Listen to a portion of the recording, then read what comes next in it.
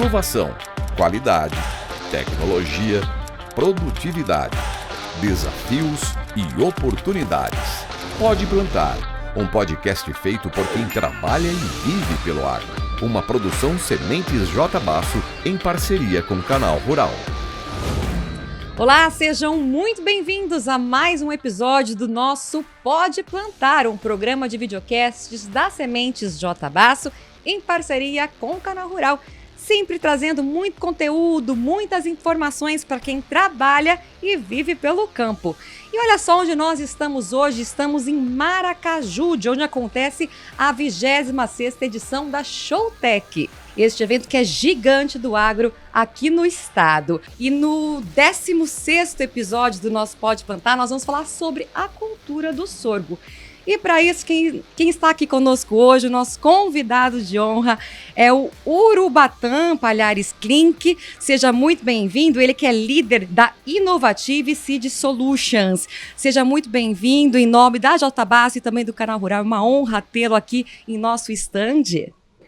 Eu que agradeço. Bom dia a todos, né? Muito feliz de estar hoje com vocês aqui.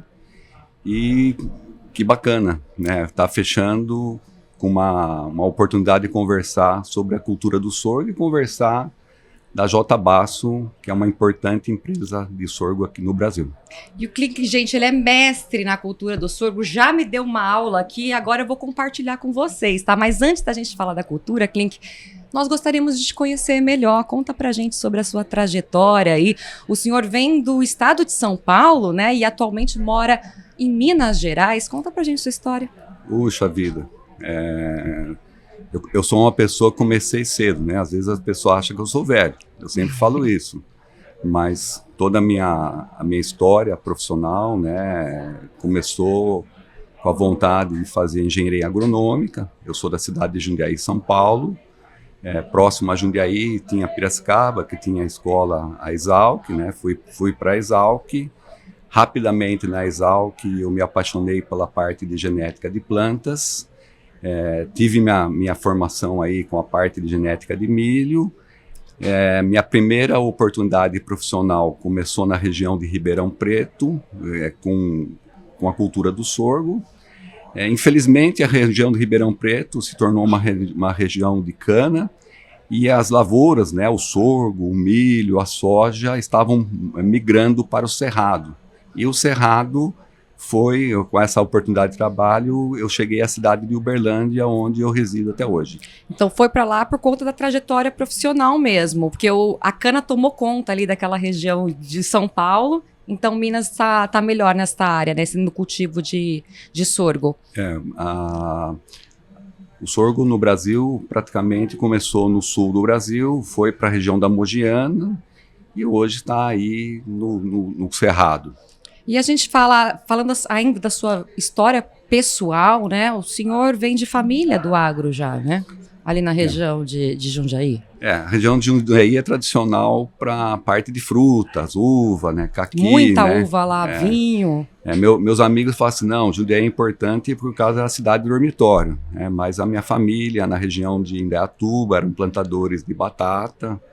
Eu tive muita oportunidade de ver junto lá com meus avós, né, a cultura ali que eu comecei a gostar da parte de agricultura. Mas rapidamente conheci a cultura do sorgo, que foi a que eu apaixonei, que me levou a todo o meu trabalho profissional até hoje. E quando foi isso? 1999, mais ou menos? Não, comecei... Foi bem antes. Como eu falei, eu comecei cedo, hein? Eu sou um cara novo, hein? Desde 1987, 88, eu tive a primeira oportunidade de trabalho com a cultura do sorgo. E até hoje são aproximadamente aí 36 safrinhas, né, acompanhando a cultura do sorgo. Quando isso começou em 87, a gente falava mais ou menos aí de 100 mil hectares, né? A gente era feliz com uma área plantada de 100 mil hectares. Hoje a cultura do sorgo já ultrapassa os 2,6 milhões de hectares. Então veja que vem crescendo bastante. Vem crescendo, a gente vai detalhar daqui a pouquinho justamente esses dados, né? Como é que está o cenário do sorgo aqui no país e distribuído também, né? Em regiões. Mas vamos falar um pouco da empresa, né? Vamos falar da Innovative, que é exclusiva, ela trabalha exclusivamente no melhoramento genético do sorgo, né? É uma empresa norte-americana, Clink? Sim, a Innovative é uma gigante da parte de genética de sorgo. Nosso foco todo em melhoramento genético, na geração de híbridos comerciais, né? Nós estamos nos mercados dos Estados Unidos, nós estamos no México, nós estamos toda a América do Sul. O Brasil é a nossa grande oportunidade, mas também nós temos a África, temos a Europa e recentemente começando na Austrália. Então, uma empresa focada na genética e melhoramento de plantas, principalmente da cultura do sorgo, e a gente tem aí uma vontade de ser grande globalmente, ser reconhecido globalmente como uma empresa importante e de estar trazendo os híbridos de sorgo para os agricultores. O que a gente pode destacar aqui desses programas de melhoramentos genéticos para o sorgo? Muita coisa mudou, né? Quando eu comecei a trabalhar, a gente esperava lá uma colheita de 40 sacos, né, por hectare. Hoje, algumas regiões do Brasil, se não colher 150 sacos, o agricultor ele não fica feliz. Então, o que mudou? Então, uma necessidade, primeiro, de materiais genéticas que tragam mais resposta, uma genética que tenha mais tecnologia e uma genética que tenha as características defensivas, porque onde o sorgo é plantado, principalmente aqui no Brasil, é uma condições de safrinha, é uma condições de muita seca, regiões às vezes solos arenosos, então isso demanda muita tecnologia. Existe muita tecnologia por trás para se chegar num híbrido de sorgo. O que a gente pode destacar de tecnologia? Por exemplo, né, hoje eu brinco com o pessoal, né, olha, tem que ter o chip. Se não tiver o chip de tolerância seca em pré-florescimento, o híbrido ele não vai prosperar. Se não tiver o chip de tolerância à seca pós-florescimento, você vai frustrar o agricultor. É o momento que a cultura vai tá buscando, né, os fatores de produtividade. Nós temos, por exemplo, uma característica importante, o stay green da planta. O stay green da planta é a capacidade dela ficar verde até próxima à colheita, porque a gente sabe que a safrinha vai ser quente, vai ser seca, e onde ela vai buscar as reservas para chegar até o final da colheita, sem tombamento e trazendo produtividade, é esse stay green da planta. Então, esses são genes específicos que fazem hoje um sorgo mais moderno. Mais recentemente, o que está acontecendo? Nós temos uma nova praga no sorgo. É um pulgão que, por uma mutação genética, era um pulgão da cana-de-açúcar, por uma mutação genética começou a atacar o sorgo. Então, a gente teve que, através da biotecnologia, muita pesquisa, através da biotecnologia, introduzir genes, né? Não a transgenia, são genes naturais que existem na cultura do sorgo. Então a gente teve que descobrir esses genes para proteger a planta dessa nova praga. Então tem uma série de genes que a gente tem hoje um sorgo bastante moderno e bastante adaptado às condições brasileiras. E como tem sido? Tem conseguido combater a nova praga, esse pulgão? Com bastante sucesso. Uhum. O grande desafio, quando você traz um gene, e não é uma transgenia, é um gene da planta, né? É como você fazer isso rápido para as cultivares que existem no Brasil. Esse problema é um problema global, é uma praga que aconteceu nos Estados Unidos, aconteceu no México, mas não adianta trazer um material dos Estados Unidos, do México para o Brasil que não vai sobreviver. O clima é diferente, muda muita coisa, né? Clima diferente, solo diferente, as características agronômicas bem diferentes, né? Então, ou seja, uma nova pesquisa deve ser feita em cada local, é tudo muito diferente. É uma brincadeira que a gente fala muito, né? Mas é mexer com o veículo com o motor funcionando. porque não estava, vamos parar de fazer a comercialização e até a gente descobrir, não, a gente teve que fazer isso com o mercado ocorrendo, né? Felizmente, com o uso da biotecnologia, a gente conseguiu rapidamente ter essa nova característica para os sorgos comerciais do Brasil. Vamos falar então sobre o cenário, como é que está essa cultura do sorgo aqui no Brasil, Klink? Opa, isso aí é a coisa que eu gosto de falar muito, né? Vamos conversar então. Por ter vivido, né, desde o começo, né, uma área pequena, né, e a gente achava que 100 mil hectares era uma área importante. Que começou, né? Onde? Que a gente começou no sul, né, nas regiões de fronteira, Bagé, Dom Pedrito. Era uma região bem limitada, a gente tinha muita influência de entradas de sorgo do Paraguai, sem qualidade, então não crescia. Aí veio a safrinha, né? O Brasil descobriu a safrinha,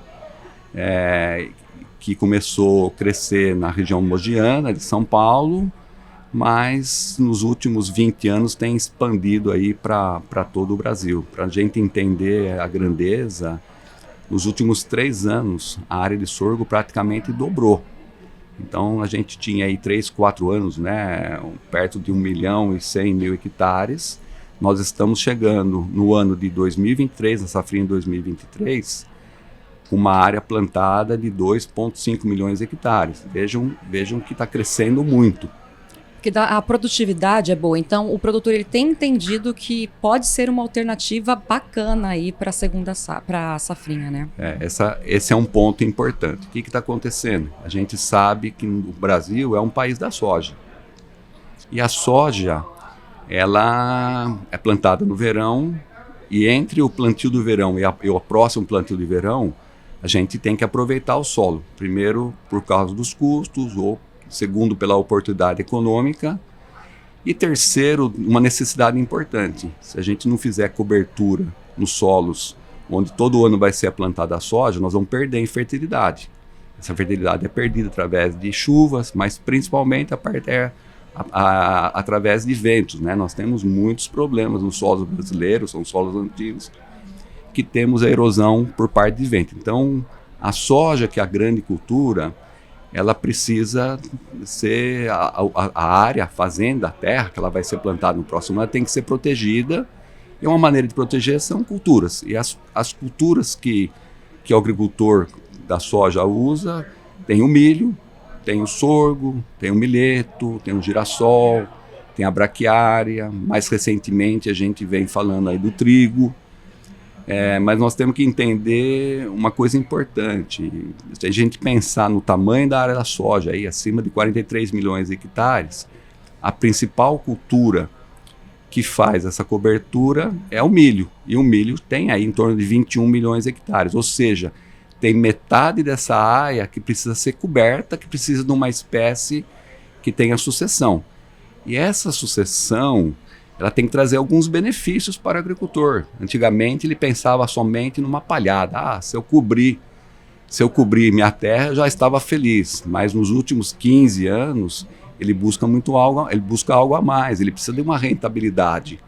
E junto com essa rentabilidade, tem que ser uma palha que traga benefícios, né? Uma cobertura, uma espécie que traga rentabilidade da colheita do grão, mas que tragam outros benefícios. Por exemplo, reciclagem de nutriente, por exemplo, descompactação de solo, e principalmente uma cultura que não traga malefício para a soja. E o sorgo tem contribuído muito, que é um bom redutor de nematóide. Então, essa série de características da cultura do sorgo que tem trazido benefício, né? Então, é mais uma espécie que vem contribuindo para a soja. O Klink, tem a questão do tempo também, que está sendo substituído do milho para o sorgo? Isso aí é uma coisa bem importante, né? Se a gente for analisar, a indústria de semente brasileira teria capacidade no fornecimento de sementes do milho para os mesmos 43 milhões de hectares. Mas a gente sabe que o Brasil tem muitos desafios, né? Então, o Brasil tem desafios de tipo de solo. Nós temos muitas regiões de solo arenoso.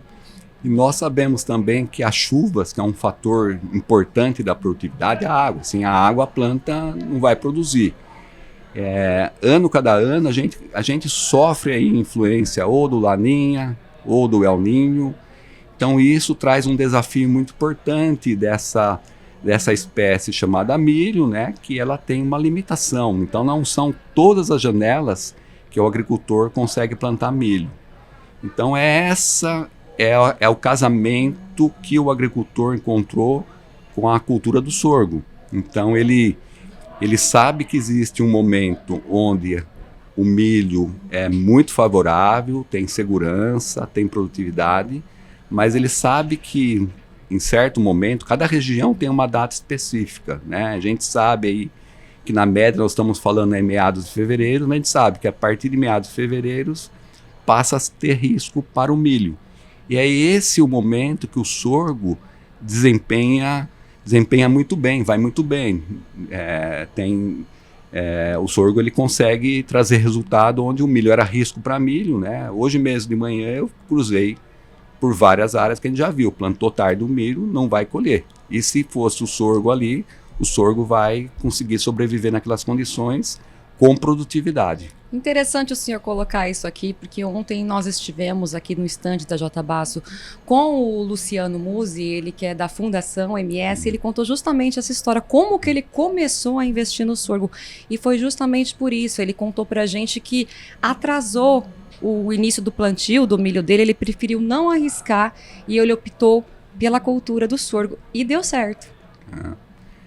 Uma coisa que é importante a gente saber, né? As pessoas falam, me perguntam, Clink, mas o que tem por trás desse sorgo? Qual que é a mágica do negócio?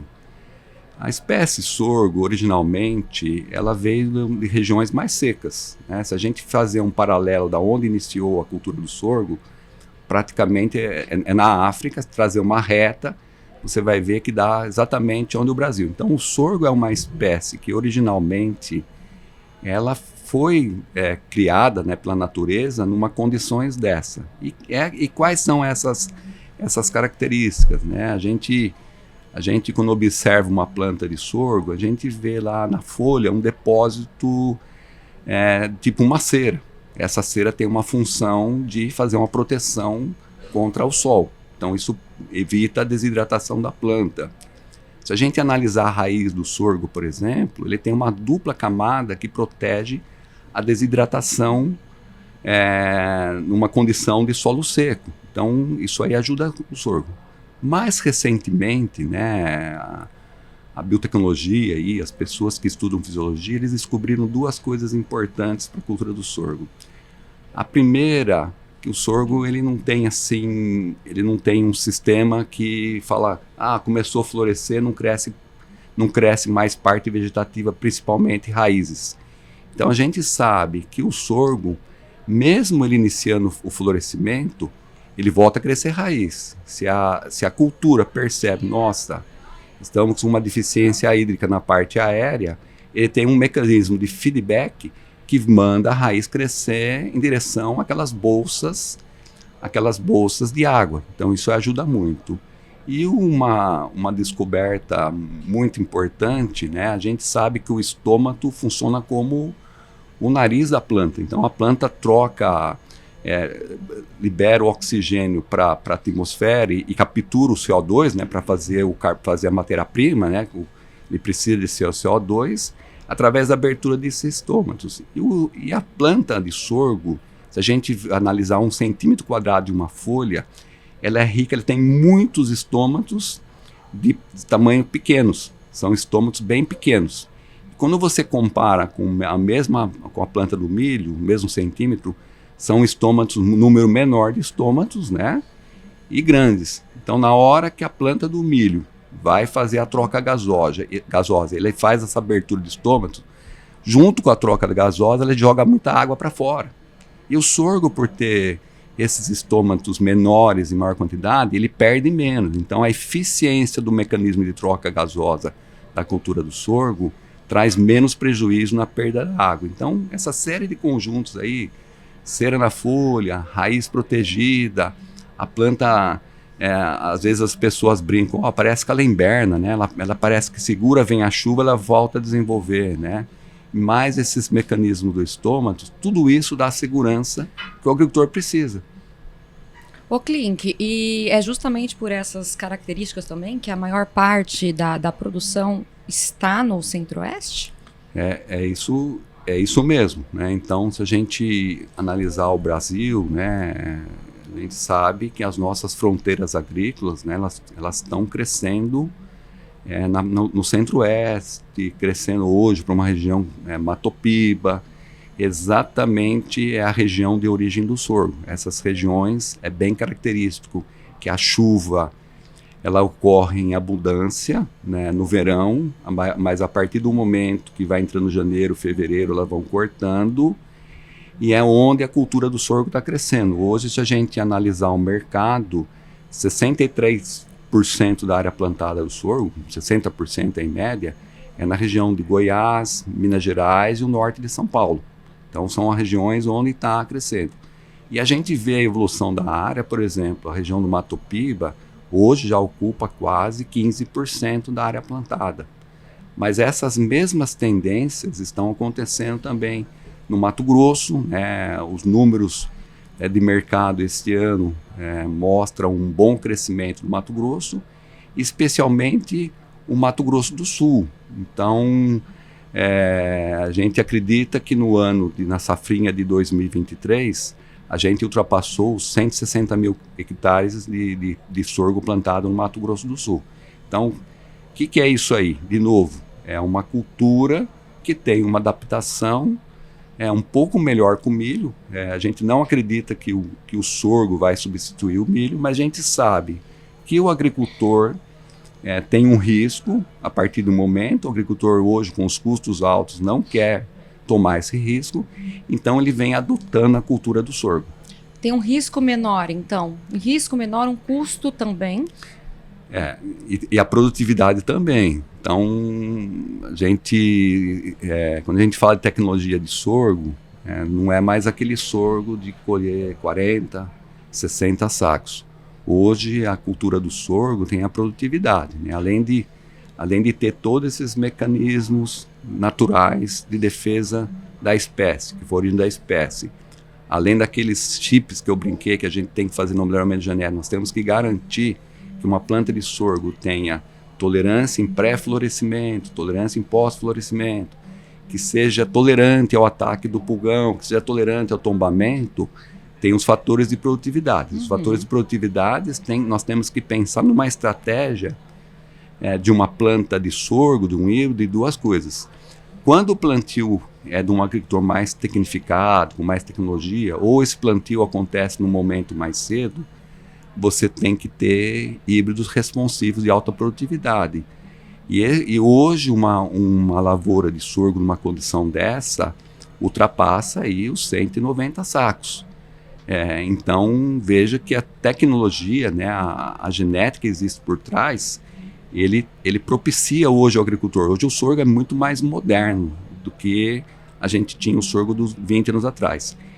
E também nós temos que ter, vamos falar assim, nesse portfólio, nós temos que ter um sorgo que se adapte a essas condições ruins, né? E condições ruins, hoje, um sorgo colhe entre aí 80 sacos a 100 sacos numa condição ruim. Então, é isso uma coisa importante aí que a espécie consegue, mesmo sendo plantado nas piores janelas, né? Como você falou, o custo. Quando a gente pega aí uma lavoura de sorgo, eu vou usar a referência do milho, né? Mas normalmente uma lavoura aí de alta tecnologia de milho, se você comparar ao sorgo, vai ser um custo mais ou menos aí de 40% dessa lavoura. Então, custo é um fator importante, principalmente numa condição de risco. Então, ninguém quer gastar, ninguém quer investir, né? A palavra correta é essa, fazer o investimento numa condição de risco. Mas quando ele parte para essa oportunidade para o sorgo, ele pode continuar com esse investimento, porque é um investimento um pouco menor, e o sorgo traz a segurança dos riscos através dos mecanismos naturais e os mecanismos que a gente trabalha no melhoramento genético para que a lavoura tenha resultado. Perfeito, a gente está falando de produtividade, né? Mas como é que está a demanda? Como que a gente pode... Como é que está o cenário, esse mercado de oferta e demanda de sorgo? Porque a gente pode até colocar as curiosidades, né? Que sorgo não é só para alimentação de ruminantes.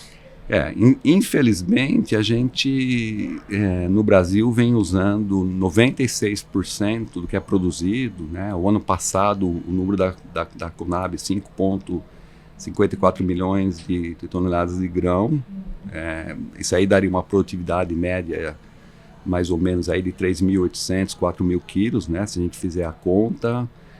96% dessa produção ela é destinada à alimentação de animais, principalmente aves e suínos, e a gente sabe que tem aí uma oportunidade muito grande, que são aqueles confinamentos no novilho precoce, né? Então hoje contribui com 10%, porque a gente sabe que o consumidor brasileiro gosta daquela capinha da picanha, né? E a exportação também gosta daquela gordura, e o grão de sorgo é perfeito para, num momento bem rápido, atingir essa capa. Mas além disso, a gente começa a ter um grande uso do grão de sorgo, que é a produção de etanol, né? Grão de sorgo funciona igualzinho o grão de milho. Hoje uma tonelada de grão de milho produz 460 litros de etanol, uma tonelada de sorgo vai chegar... Pode ser substituído pelo sorgo tranquilamente. Tranquilamente, praticamente é o mesmo processo que passa, né? Então não tem diferença. Um terço do grão produzido nos Estados Unidos vai para a indústria de etanol. Então os Estados Unidos é o maior produtor global, né? Um terço dessa produção eles destinam a etanol. Mas outros países, principalmente os países asiáticos, têm comprado muito sorgo com um outro propósito. Propósito da alimentação humana. A gente sabe que grande parte da população tem aquela alergia ao glúten, e o sorgo como espécie ela é livre de glúten, né? O famoso gluten free. Então alguns países, como os chineses, como os japoneses, os coreanos, têm o hábito de consumir esse sorgo como alimentação humana, né? O americano também tem esse hábito, né? Recentemente a gente recebe ligação: Clint, onde é que eu consigo o sorgo? Eu falo, mas o que querem fazer? Existem nos aeroportos aqueles potinhos prontos, né? Então eles estão começando a utilizar o grão de sorgo também no Brasil com esse objetivo. Inclusive, a J. Basso investe na cultura do sorgo desde a década de 90. Vamos falar a respeito aqui. Eu queria aproveitar que o senhor está aqui para falar de algumas das cultivares, né? A gente pode começar com a JB 1324. Opa! O que a gente pode destacar dessa cultivar? É muito fácil falar da JB 1324, mas antes eu preciso contar um pouquinho, né? Essa interação da Inovative e J. Basso, né? A J. Basso deu a oportunidade à Inovative de ser o seu principal fornecedor de genética. Então, nós temos esse compromisso, essa responsabilidade. J. Basso é uma empresa gigante de soja, e a soja, por ser o sorgo, por ser amigo, né, da soja, e a J. Basso é uma gigante na produção de semente de soja, vem trabalhando aí há pelo menos 20 anos aí com o sorgo. O JB 1324 tem uma característica importante: é um sorgo de alto potencial produtivo, vem quebrando recordes de produtividades em muitos ambientes, começa a ser utilizado não somente no Mato Grosso do Sul, mas no Mato Grosso. A gente vê o crescimento da participação do JB 1324, tem aí uma grande capacidade de adaptação a diferentes ambientes. É um híbrido bem verde, né? bem sadio, resistente às principais doenças, mas a grande oportunidade com o JB 1324 é esse aspecto de produtividade. Se o agricultor está buscando um híbrido que ele quer ter produtividade, é o JB 1324. Perfeito. Vamos falar sobre outra também, que é a JB 1971. JB 1971, né, é um lançamento da J. Basso, né? Quando nós começamos a conversar sobre o JB 1971, teve uma pressão maior, porque eles falavam assim, nossa, o nome da Cultivar é exatamente para comemorar a fundação, né, que é o ano de 1971. Eu falei, opa, então nós temos que caprichar muito.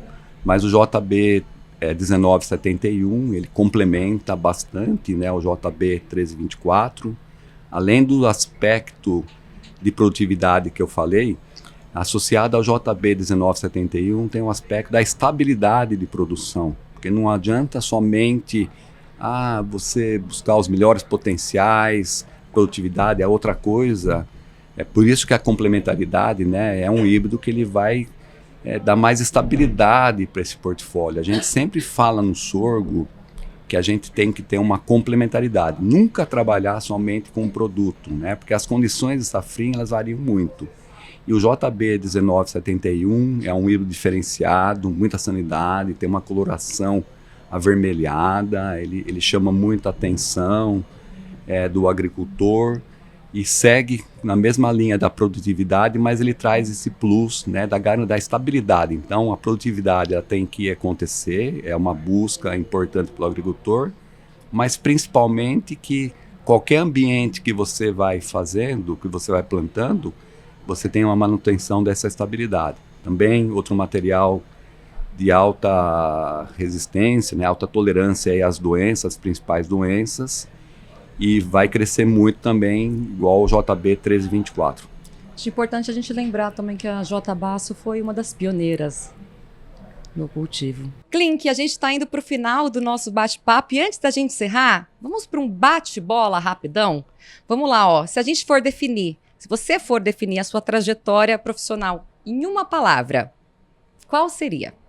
Puxa vida, eu acho que eu sempre tive assim, não ser um sonhador, né? Porque sonhador ele fica voando, né? Eu sempre tive sonhos, né, com o pé no chão.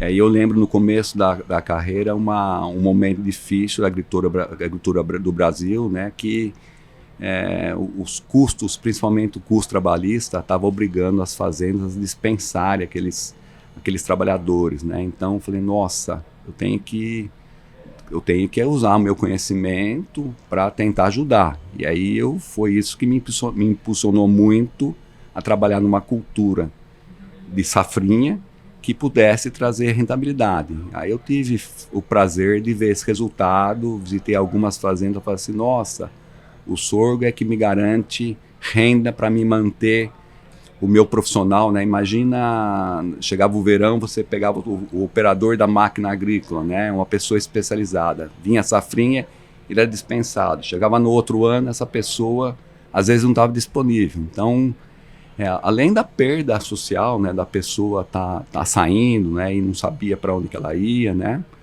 E então isso era um sonho que eu tinha. E quando eu vi isso realizado, nossa, hoje nós possibilitamos a oportunidade da fazenda rodar o ano inteiro, porque tem a soja, tem o milho e também tem o sorgo.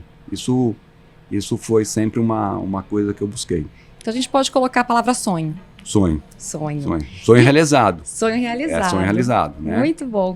E qual que seria a palavra que o senhor escolheria para Klink, pai e esposo? Nossa, aí, se eles souberem isso que eu vou falar disso aí, eles vão falar, nossa, ele é muito duro, né? Qual será essa palavra? Então, imagina trabalhar em empresas gigantes, né, do mercado internacional, só que você era o lado que não tinha muito recurso, enquanto se gastava milhões de dólares em uma pesquisa aí de soja, uma pesquisa de milho, e no caso do sorgo lá, algumas centenas, né? Quando chegava nessas centenas para investimento. Então a gente não poderia errar.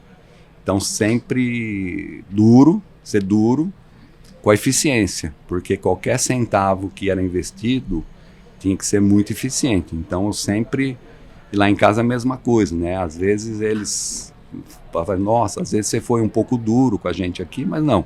Eu sempre prezei assim na educação dos filhos, que eles fossem eficientes naquilo que eles estavam fazendo, que eles acreditem, de novo, né? Acreditar no sonho. Se você acredita, para se conseguir, os recursos são limitados. Então, sejam eficientes, foi esse que eu sempre preguei lá em casa. E como deu certo para o senhor tem repassado na sua casa. É isso aí. Isso aí a vida ensinou, né, que a gente precisa, que a gente tem desafios, né? Os desafios, eles são transponíveis, mas para transpor esse desafio, as pessoas têm que acreditar, têm que sonhar, mas correr atrás e concretizar. E concretizar, mas tem que ser eficiente, né? Os recursos não são tantos, né? Felizmente, né, os meus filhos, né, a minha esposa souberam capturar essa ensinamento, né, que tiveram sucesso. Eu tenho uma filha médica, eu tenho um filho que é da parte de robótica, da parte de carros, né, automação de carros. Está fora do Brasil, numa grande empresa, porque desde pequenininho eu falava isso para eles, né? Olha, é isso que você quer, mas não é fácil. Então, trabalhe que você vai conseguir. E tem dado certo, então? Tá dando certo. Ô, Klink, antes da gente, então, encerrar o nosso bate-papo, eu gostaria que o senhor deixasse suas considerações finais para quem está em casa, nos assistindo, nos acompanhando. A primeira, eu acho, quanto à cultura do sorgo, né? Felizmente, a gente não vai acontecer, já é uma realidade, né? Se a gente comparar, por exemplo, em termos de área plantada igual a um algodão, sorgo, ele facilmente, rapidamente, aí, mais aí, uns 3 anos, eu acredito que ultrapasse aí os 4 milhões de hectares. Então, isso é uma realidade, não é uma moda, né? Está trazendo segurança para o agricultor, está trazendo oportunidade para a indústria de carne, para a indústria de etanol. Tomara que a gente use mais na alimentação humana, né? Então, acho que essa é a primeira cultura do sorgo. E segundo, para a J. Basso, né? A J. Basso, pioneira aí no negócio de sementes de sorgo, e ela acredita muito na tecnologia. E a solução para ter a sustentabilidade desses 4 milhões aí são híbridos de alta tecnologia. Então, acho que são essas 2 considerações que eu gostaria de deixar hoje aqui para vocês. E eu, em nome do Canal Rural e também da J. Basso, agradecemos, então, essa aula aí sobre a cultura do sorgo. Falamos de tecnologia, falamos de mercado. Muito obrigada, viu, pela participação, Klink. Eu que agradeço, né? Peço desculpa, eu sou um bom falador, né? Mas que eu puder contribuir, sempre um prazer estar com vocês e estar aqui com a J. Basso. Obrigada, Klink. Olha, e assim a gente encerra o 16º e último episódio desta primeira temporada do nosso Pode Plantar. Durante esses últimos 2 meses, nós passamos por 6 diferentes feiras do agronegócio, as feiras mais importantes do agro, dos estados do Mato Grosso do Sul, São Paulo, estivemos também no Mato Grosso, sempre trazendo muita informação para você, produtor rural. Eu, em nome do Canal Rural, agradeço a parceria, então, com a J. Basso também. E a gente vai ficando por aqui. Até a próxima temporada. E não se esqueça, para enfrentar os desafios do campo, pode plantar. É J. Basso. Gostou desse episódio? Então compartilhe com quem você gosta. Deixe seu like e continue acompanhando a J. Basso pelas feiras do Brasil. Esse foi mais um episódio de Pode Plantar, um podcast feito por quem trabalha e vive pelo agro. Uma produção Sementes J. Basso em parceria com o Canal Rural.